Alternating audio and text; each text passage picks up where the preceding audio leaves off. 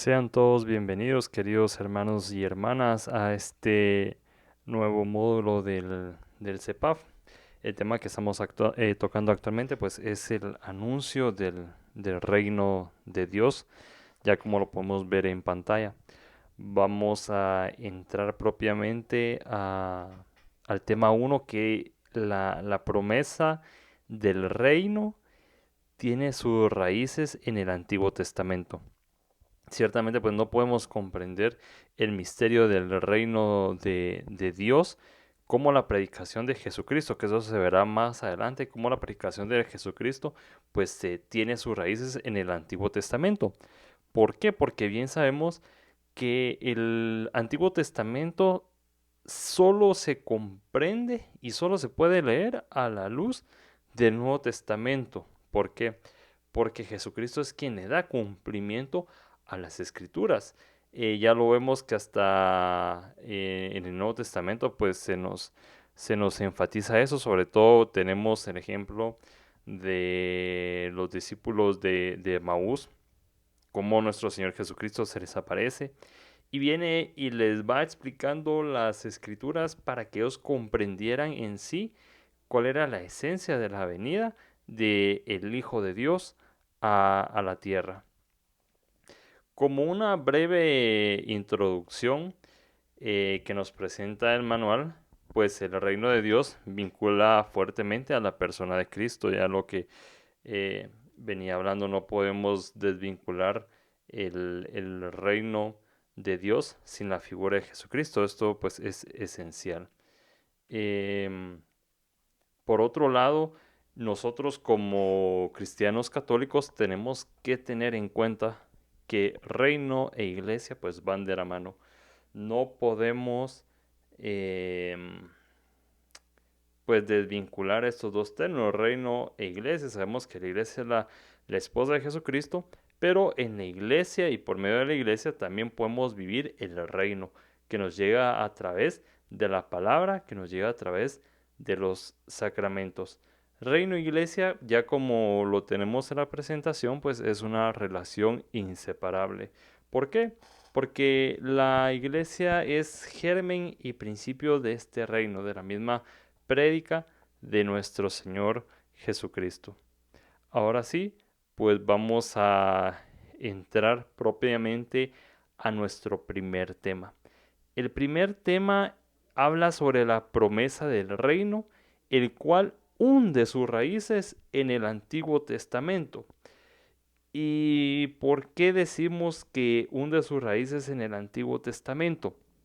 Sabemos que Dios habla a los hombres para la misma salvación de ellos, de nosotros. Empieza por Abraham, Isaac, Jacob, Moisés. Luego pues ya tenemos todo el tema, cómo se viene desarrollando la economía salvífica. Al referirme a economía salvífica no pensemos pues básicamente lo material, el dinero. Cuando en Biblia se habla de economía salvífica, estamos hablando de historia. Cuando escuchemos la economía salvífica es la historia de la salvación.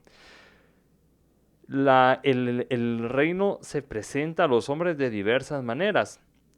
Dios viene en un principio, escoge a Israel como su pueblo, pero si hemos ido leyendo poco a poco el Antiguo Testamento, nos vamos a dar cuenta cómo el Antiguo Testamento se mueve en dos tensiones. Por una parte, Dios que se presenta a los hombres para su salvación, en la cual viene y escoge a su pueblo elegido, en este caso Israel, cómo el pueblo de Israel atiende a, a esa acogida de Dios, a la promesa de Dios de querer salvarlo, pero lamentablemente el pueblo de Israel en varias ocasiones le es infiel a Dios.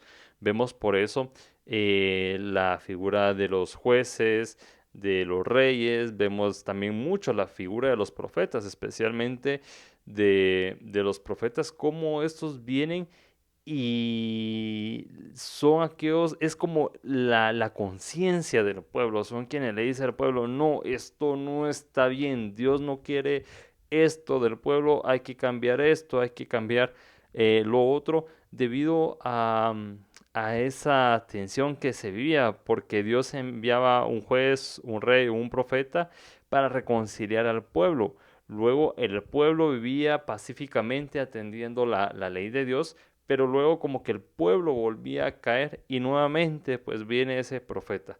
Ya en esa tensión se desarrolla básicamente lo que es la historia de la salvación y de la cual pues Dios ha querido siempre desde un principio la salvación del hombre por ser por el mismo hecho de que somos criaturas, somos hechos a imagen y semejanza de Dios. ¿Cuál va a ser el objetivo de este primer tema? Primero, pues que comprendamos la experiencia del reino en el Antiguo Testamento como preparación para la llegada del reino de Dios traída por Jesús. Segundo, descubrir que el pueblo de Israel reconocía que Dios era el Rey de Reyes a través de la intervención que hizo en su propia historia. Tercero, que podamos descubrir la soberanía de Dios en nuestra vida y en nuestra historia. Pues básicamente, a manera de introducción, cuando nosotros hablamos del reino de Dios como predicación céntrica de la vida de Jesús, no se trata de que busquemos una definición conceptual del reino de Dios como algo físico, que muchas veces pues podemos caer eh, en ese error, sino que más bien tenemos que ver la soberanía de Dios que guía al mundo. Esto desde los tiempos antiguos, desde el relato del Antiguo Testamento. Walter Casper al respecto pues nos hablará un tanto de lo que significa el reino de Dios. Y bueno, me voy a adelantar un poco a los temas que vendrán después, pero Casper dirá que Jesús jamás dice expresamente que que este es el reino. Lo único que dice es que está cerca. El mensaje de Jesús sobre la llegada del reino de Dios es necesario entenderlo en el horizonte de la pregunta de la humanidad por la paz, la justicia y la vida.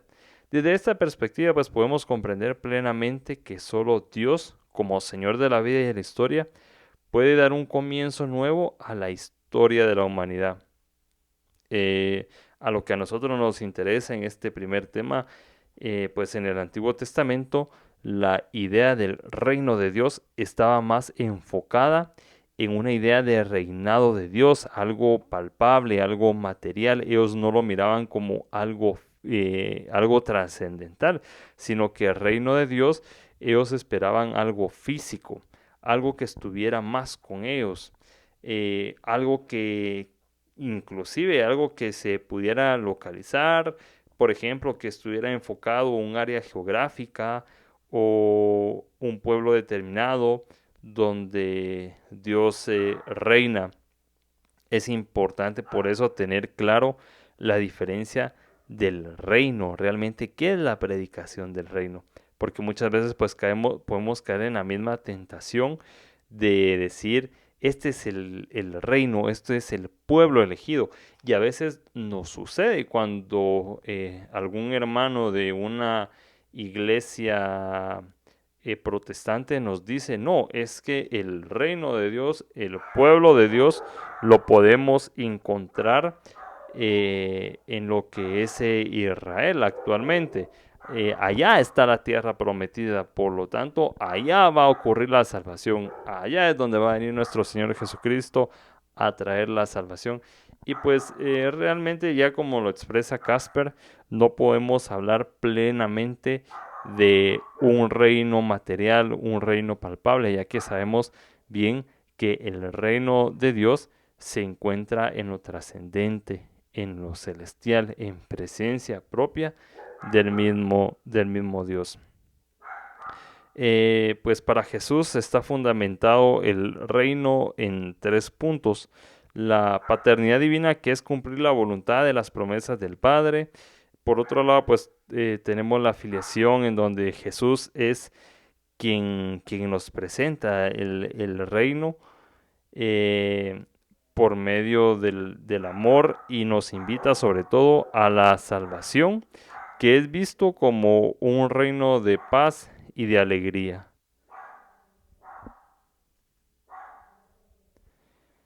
La idea de la cercanía de Dios experimenta en la predicación de Jesús una profundización que supera la sentencia sobre la creación.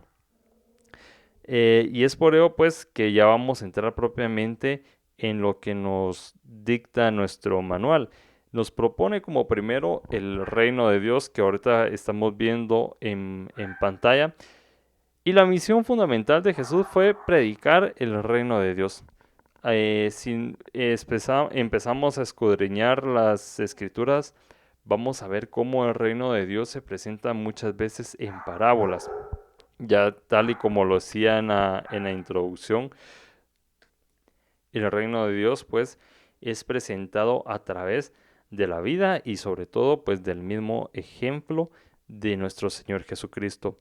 El reino de Dios Jesús lo da a conocer a través de signos y palabras y sobre todo es una realidad presente en el sentido de que el reino es acción. Ya aclaraba esto, que como realidad presente no es un reino como nosotros lo concebimos, o sea, que hay un rey, hay una porción de tierra, no, el reino de Dios en este caso pues es distinto.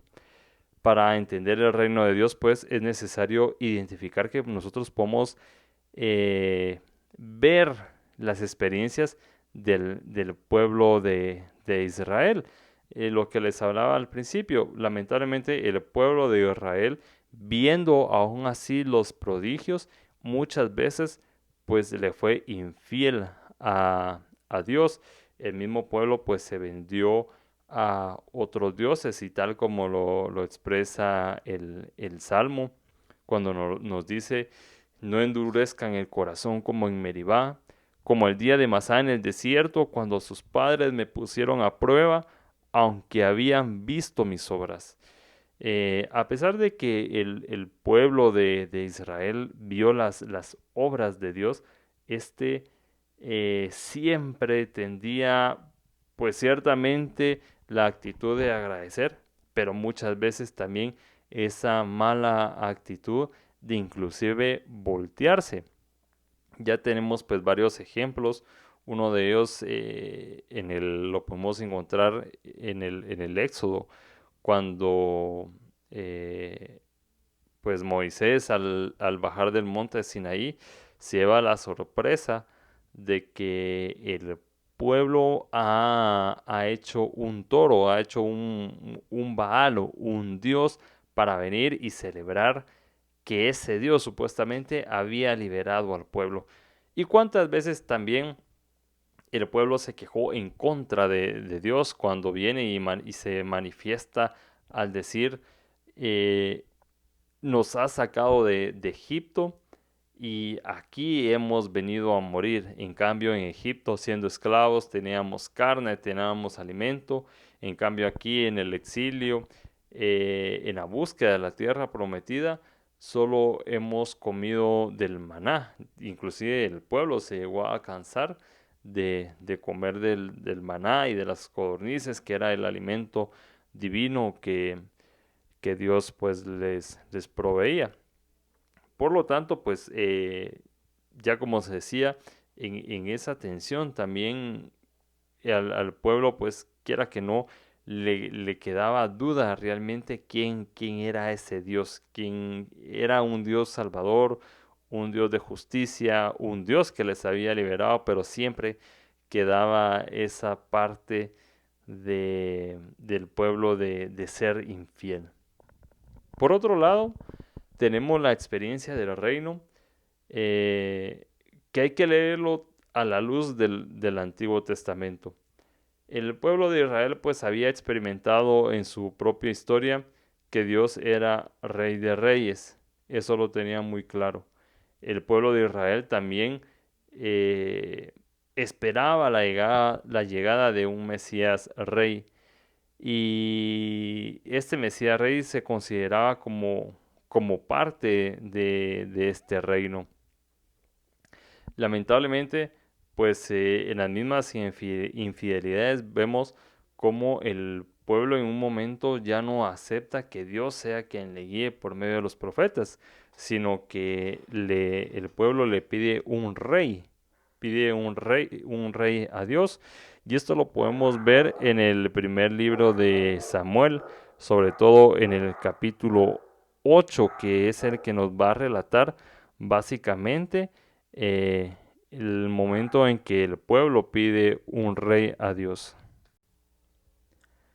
La narración del capítulo 8 es la siguiente.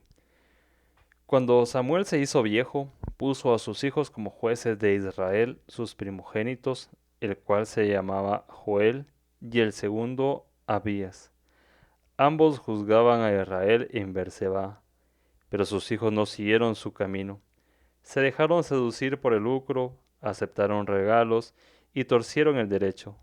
Se reunieron pues todos los ancianos de Israel y se fueron donde Samuel a Ramá y le dijeron, mira, tú te has hecho viejo y tus hijos no siguen tu camino. Por tanto, asígnanos un rey para que nos juzgue como todas las naciones. Samuel, disgustado porque le habían pedido un rey para que lo juzgase, oró a Yahvé. Pero Yahvé dijo a Samuel, haz caso a todo lo que el pueblo te dice. Piensa que no te han rechazado a ti, sino a mí, pues no quieren que reine sobre ellos. Todo lo que ellos me han hecho desde el día que los saqué de Egipto hasta hoy, abandonándome y sirviendo a otros dioses, te han hecho también eso a ti. Escucha, sin embargo, su petición, pero les advertirás claramente y les harás ver el fuero del rey que va a reinar sobre ellos. En este caso, pues, Dios ya lo deja le asigna un rey a Israel. Y sabemos pues que a partir de este momento, pues ya Israel cuenta con un rey, el primer rey, pues fue Saúl, después ya venimos con todo el tema de la monarquía, venimos con David, Salomón, después todos los problemas que se dieron después de la muerte de Salomón, en fin, pues es esa experiencia como vemos en este pasaje, eh, los hombres que siempre no quieren escuchar básicamente la, la voz de Dios, piensan, bueno, y en la actualidad, esto no es ajeno a la actualidad, pensamos que muchas veces vamos a estar bien con nuestros propios pensamientos, con nuestra forma de pensar, y pues muchas veces caemos el error de no dejarnos guiar también a través de la voz de Dios. En el punto 3 tenemos que Dios es el rey. El pueblo de Israel, quien después de haber visto las grandes hazañas que Dios hacía por él, concluye que Dios es rey. En esa dinámica que hablábamos anteriormente de reconciliación, perdón, pero también traición por parte del pueblo, pues hay muchos momentos en la historia de la salvación, en la historia del pueblo de Israel, en donde el pueblo reconoce verdaderamente a Dios como rey por todos los prodigios que Dios ha hecho a favor del pueblo. Y realmente pues son muchos, pero el mismo tema de que el corazón endurecido de los hombres a veces esa ceguera de corazón no nos deja ver los prodigios de Dios para con nosotros. Pues el dominio de Dios se ejerce sobre los fenómenos cósmicos, los seres vivientes y sobre todo pues la historia humana. En este caso les invito a que podamos ver, leer el pasaje que tenemos en pantalla, Éxodo 6:7. En este pasaje vemos claramente cómo Dios pues quiere ese acompañamiento para el pueblo. Y ese es este pasaje muy famoso que dice, yo les haré mi pueblo y seré su Dios, y sabrán que yo, Yahvé, soy su Dios, y que los sacaré de la esclavitud de Egipto. Pues es esa dinámica, volvemos desde un inicio cuando Dios quiere esa alianza con el pueblo, quiere sobre todo la salvación del pueblo, y pues gran parte de esto trata lo que es el reino de Dios implantado para la humanidad. Dios sobre todo pues no quiere el mal de los hombres, pero muchas veces nosotros vemos las cosas no por el lado amable, sino que más bien por lo peor. O sea, no nuestra misma impaciencia nos hace que muchas veces inclusive peleemos con Dios. Y parte de esto pues lo podemos ver ante la actual pandemia, esto lo del coronavirus, que muchos se puedan preguntar, ¿y dónde está Dios en estos momentos? ¿Por qué tanta oración, tantas muertes, tanto que está sucediendo en el mundo y Dios no hace nada? Pues debemos de también tener en cuenta que muchas veces Dios no tiene la culpa de las situaciones que en el mundo sucede, pero hace falta, a pesar de las dificultades, tal como lo demuestra el libro de Job, eh, podemos tener muchas dificultades, pero sobre todo nos debemos de mantener en fidelidad a Dios.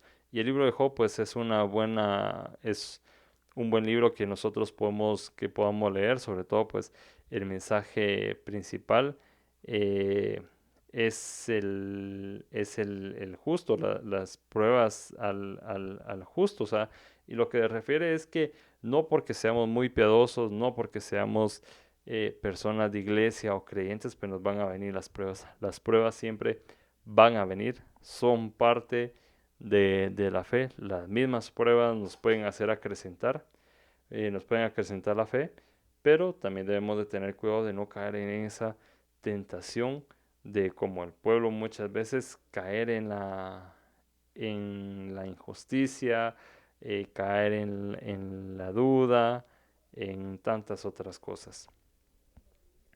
El punto 4, pues vemos el pueblo de Israel reconoce a Dios como Rey de Reyes. El pueblo de Israel descubre a un Dios cercano que actúa en su propia historia a través de grandes intervenciones salvíficas. Parte de eso, pues lo podemos ver al final del Éxodo, cómo Dios premia, pero también, pongámoslo así, condena a todas aquellas personas que dudaron de la tierra prometida. Dios premia a esta generación, a la tercera generación de los cuales salieron de Egipto, dándoles la tierra prometida, dándoles la tierra en heredad. Y así, a través de la penetración a la tierra prometida, vemos cómo los prodigios de Dios se hacen grandes para con su pueblo. Primero, pues la conquista de la tierra prometida. Segundo, en esa tensión también de guerras, de situaciones de conflicto que se dan entre los mismos pueblos de aquel entonces, como a pesar de todas esas vicisitudes, el pueblo elegido por Dios siempre sale victorioso. Y esta victoria regularmente siempre se le atribuye a Dios porque tal y como se lee en el Éxodo, Dios siempre está con su pueblo porque Dios elige a su pueblo y nunca la abandona. Es un Dios cercano, es un Dios fiel, aunque muchas veces pues el pueblo pueda demostrar lo contrario. Yahvé es también el rey de todas las naciones. Dios muestra su dominio sobre el pueblo de Israel y sobre todo las demás naciones. Sabemos pues si nos vamos hacia el libro de Génesis, cómo Dios es el creador de todo. Todo, bueno, es el absoluto, es el omnipotente, es el que nos ha dado la razón y sobre todo pues el hecho de que muchos hombres desconozcan a Dios, pues no es que sea problema de Dios que no se dé a conocer, sino que es el mismo hombre quien desconoce a Dios. Hay tantos hechos sensibles a la vida de los cuales podemos ver realmente la existencia de Dios. El tan solo hecho de que nosotros salgamos a la terraza de las casas, a las calles y veamos un amanecer, el hecho de que veamos las montañas, el cielo y nos preguntemos quién ha creado todo eso. Eso el hombre pues no lo ha hecho con sus manos, sino que tal y como lo decían algunos filósofos, tiene que haber un ente principal, un motor primero, que es el causante de todo esto. En este caso es Dios. El tan simple hecho de venir y ver una planta, la forma en que ésta germina a través de una semilla, muchas veces eh, pequeña, y ver cómo puede llegar a ser un árbol muy frondoso, pues esos son los hechos muy demostrables de los cuales nos demuestra que Dios es creador, que Dios es un ente supremo, que ciertamente no lo podemos ver con los ojos, pero sí lo podemos sentir con el alma, con el corazón, cuando también nosotros nos podemos mantener en unidad con Él. Israel también es un reino sacerdotal. La expresión sacerdotal no en el sentido tal y como nosotros conocemos del sacerdote, de aquel que es encargado del culto, sino que el sentido de reino sacerdotal, tal como lo podemos ver en la presentación, propone al pueblo ser una nación santa, a lo cual todos estamos invitados desde nuestra misma condición eh, de, de sacerdote. Recordemos que nosotros también compartimos la misma misión de Jesucristo, de ser eh, profetas, sacerdotes y reyes. La misión sacerdotal en cada uno de nosotros, de los cuales pues no, de los que no, bueno, en mi caso que me voy preparando para el orden sacerdotal, pero del caso de, digámoslo así, los laicos, su misión sacerdotal es la de ir santificando, de ayudar, de irse santificando, como también ir santificando al pueblo de Dios. De ahí que somos una nación santa, pueblo de reyes, una congregación de sacerdotes, en el sentido que unos con otros debemos de ir buscando esa perfección. Ya no lo recuerda el pasaje evangélico cuando nos lo dice: sean perfectos como mi Padre Celestial es perfecto. Igual en el Antiguo Testamento eh, hay un pasaje, si no estoy mal, que también en el que Dios habla al profeta y recomienda: sean perfectos como yo, su Padre, soy perfecto. Por lo tanto, el reino de Dios debe de ser un reino santo. Y no debemos de esperar ese reino celestial, el cual se nos está preparado después del momento de partir de este mundo, sino que tal y como lo decía Santa Teresita del Niño Jesús, hay que gozar del cielo haciendo el bien en esta tierra. En la misma medida en que nosotros también podamos ir realizando el bien, en la medida que podamos ir comprendiéndonos unos con otros, en la medida de que nosotros podamos ir perdonando, amando, pues de esa forma nosotros vamos implantando también el reino aquí en la tierra, tal y como pues lo podemos ver en los hechos palpables de los pasajes evangélicos, que ciertamente pues Jesús predica a través de la palabra, pero también predica a través de la acción.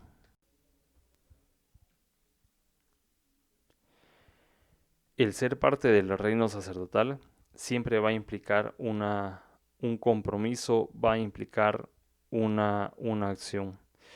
En Éxodo 19:5 podemos ver lo que dice, lo que narra: ahora bien, si me obedecen fielmente y guardan mi alianza, ustedes serán el pueblo de mi propiedad entre todos los pueblos.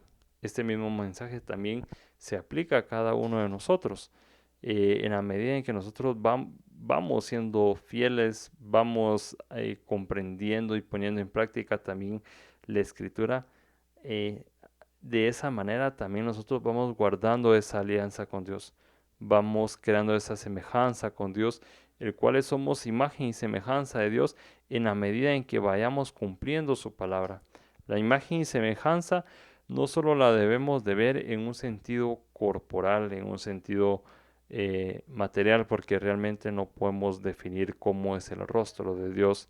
Si el rostro de Dios pues es maternal o es paternal, realmente no lo sabemos, pero vamos haciendo esa semejanza en la medida en que nosotros también vayamos haciendo el bien en este mundo, por lo cual pues también vamos guardando esa alianza a la cual todos estamos llamados. Y este signo de alianza pues se pone en práctica a través de los mandamientos. En pantalla pues tenemos la cita del Éxodo 21, 1:17. Los mandamientos realmente fueron hechos para que los vayamos guardando. Es una guía, es una guía de cómo nosotros podemos ir acercándonos a esa alianza, guardándonos en la alianza. Y si nos damos cuenta, pues el primer mandamiento es: amarás a Dios por sobre todas las cosas. Pero el amar a Dios por sobre todas las cosas implica también el resto de los 9 mandamientos. Si nosotros decimos que, tal y como dice el pasaje evangélico, ¿cómo podemos decir que amamos a Dios a quien no vemos, pero muchas veces despreciamos al prójimo a quien vemos? También el guardar la alianza, en poner en práctica los mandamientos, es que también podamos estar en esa condición de poder respetar a nuestro prójimo, de poder aplicar también los mandamientos al prójimo, que de eso se trata, de tener un bien común, una paz, un bienestar. A pesar de las infidelidades del pueblo, pues Dios ciertamente no se puede contradecir, no puede contradecir su amor, ya tal y como lo describía el Papa Benedicto XVI en su encíclica Deus Caritas Est. Pues Dios por ser amor no puede contradecir el amor, no puede contradecir la caridad. A pesar de todas las manifestaciones de amor, predilección y cercanía de Dios con su pueblo, pues el Dios en muchas ocasiones le fue infiel.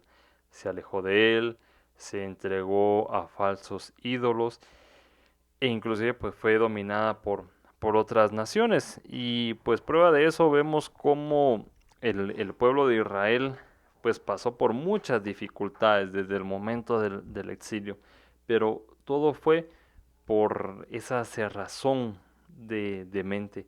A veces pues podemos caer en esa misma cerrazón, de confiar en el mismo humano, de caer en ese humanismo, digámoslo así, como lo decía este filósofo Friedrich Nietzsche, cuando él afirmaba que el nuevo Dios del hombre es el mismo hombre, y eso fue lo que le sucedió al pueblo de Israel. Se pues confió su plenitud, en muchas ocasiones se confió a sí mismo, a la fuerza del hombre, a la razón del hombre, y a pesar de que se daban cuenta de que habían caído en error, se levantaban, pero volvían a caer. En la medida de lo posible también el reino de Dios pues no va a ser el venir y el practicar el reino de Dios aquí en la tierra, no va a ser algo sencillo. Pues va a ser un reino que muchas veces podemos caer en esas infidelidades, nos podemos alejar de Dios, pero sobre todo Dios siempre está esperando a que el hombre vuelva. Así como el pueblo de Israel también volvía y se reconciliaba con Dios, de la misma manera pues nosotros nos debemos de reconciliar con Él, tal y como lo predica nuestro Señor Jesucristo, que él al predicar el reino de Dios con las acciones, pues él mismo se refería a que no había venido por, por los buenos y los justos, sino que había venido por los pecadores. Y ese es el sentido del reino, la salvación para todos, no solo para unos cuantos. Aunque nosotros nos podemos sentir justos, nos podemos sentir perdonados, pero el hecho de sentirnos así también no nos da pauta que también debamos de excluir a aquellos a que muchas veces no están en el camino de Dios. Es más, nosotros tenemos que encarrilarlos, de en la medida de lo posible tratar de mostrarles ese camino para llegar al reino de Dios, el cual todos estamos invitados. Por último, tenemos la esperanza de un Mesías rey. La concepción del pueblo de Israel ya hacia, bueno, hacia el tiempo de Jesucristo, pues ellos esperaban un Mesías liberador, ellos esperaban un Dios que viniera con toda su gloria, con toda su potestad, inclusive imaginémonos a un Dios que viniera con carrozas, en carrozas de fuego a liberar al pueblo. Ese era un rey que esperaba el pueblo de Israel. Eh, Esperaba un caudillo que les viniera a liberar de todas las opresiones que el pueblo pasaba en aquel momento. Recordemos que hacia aquellos tiempos pues gobernaba Roma, el pueblo de Israel era gobernado por Roma y bueno, había muchas injusticias dentro del mismo pueblo, a lo cual los judíos pues esperaban un Mesías, un rey liberador que viniera con todo el poder y la gloria a restaurar la paz, a restaurar el reino. Pero lo que nunca les cupo en su concepción fue que Dios vino al mundo de la manera más sencilla, vino de la manera más simple. Nunca se imaginaron que iba a venir en un humilde portal y tal como lo celebramos en, en la Navidad. La forma en que vino nuestro Señor Jesucristo no fue una forma gloriosa, no fue una forma victoriosa, sino que fue de la forma más humilde, de la forma más sencilla y sobre todo nos vino a demostrar que el reino se va haciendo en la medida que vayamos amando al prójimo, en la medida en que nosotros vayamos viendo las disposiciones de aquel que también puede ser el otro Cristo. Si nosotros amamos en verdad a Cristo, pues tenemos que ser capaces en la medida de lo posible de ir viendo a Cristo en los demás. Porque si nosotros decimos que somos creación de Dios, por lo tanto todos los hombres de este mundo somos creación de Dios. Todos, todos, todos, sin excepción alguna. Y si somos creación de Dios, ciertamente hay en nosotros parte de esa divinidad porque somos criaturas de Dios. Por lo tanto, debemos de ser capaces de ir quebrantando ese corazón de piedra que no nos deja amar, que no nos deja perdonar, para que en la medida de lo posible, tal como nos lo vino a enseñar nuestro Señor Jesucristo, ir presentando el camino, ir presentando el reino a aquellos que no lo reconocen. Y por último, la instauración definitiva del reino en Jesús. Pues en Jesús el reino llega a su cumplimiento. Él es el Mesías Rey que habría de venir, el que trae la verdadera paz, la justicia y la felicidad. Por eso, el acercarnos a Jesús es entrar en la dinámica del reino, es la capacidad de poder imitar sus virtudes, la capacidad de ser otros Cristos aquí en la tierra, de mostrar esa acción del amor. Por eso, si nos damos cuenta, la centralidad de la misión de Jesucristo fue a través, a través de las acciones, a través de la caridad. Eh, pues sí hizo grandes milagros, pero sobre todo la mayor acción está en la bondad de Jesucristo de perdonar de perdonar a aquellos que le ofendían. Vemos inclusive en el momento de su pasión, en el momento de crucifixión, que Él viene y pide por todas aquellas personas, por todos aquellos que le estaban maltratando, que le estaban crucificando, que son acciones de amor, que son acciones que muchas veces son difíciles practicar, son difíciles practicar. Eh, un san, me parece, era la Madre Teresa de Calcuta, que decía que qué difícil es amar. Y realmente pues es difícil amar porque no tan fácil es perdonar muchas veces la ofensa que nos ha hecho el prójimo, que nos ha hecho un familiar, que nos ha hecho un amigo. Pero en la medida de lo posible, por medio de estas formaciones, por medio de la palabra de Dios, por medio de la misa, pues en estos tiempos, aunque sea en línea, pues tenemos que, en la medida de lo posible, ir, la palabra que muchas veces se aplica es rumiar, ir degustando la palabra de Dios, pero en la medida de lo posible que no la tengamos solo como un estudio, sino que realmente esa palabra la llevemos a la práctica. Es así pues, queridos hermanos y hermanas, que doy por finalizado eh, este tema uno. Si hubieran hay algunas preguntas, algunas dudas, me parece que van a haber algunos días designados para poder aclarar en la medida de lo posible pues estas preguntas. Les invito pues a que siempre sigan en sintonía de esta formación del CEPAF. Es, el tema del reino de Dios es un tema muy interesante, es un tema muy profundo.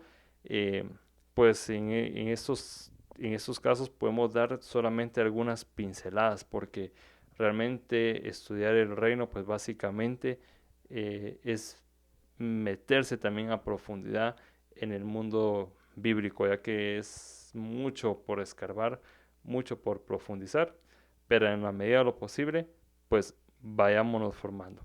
Que Dios les bendiga.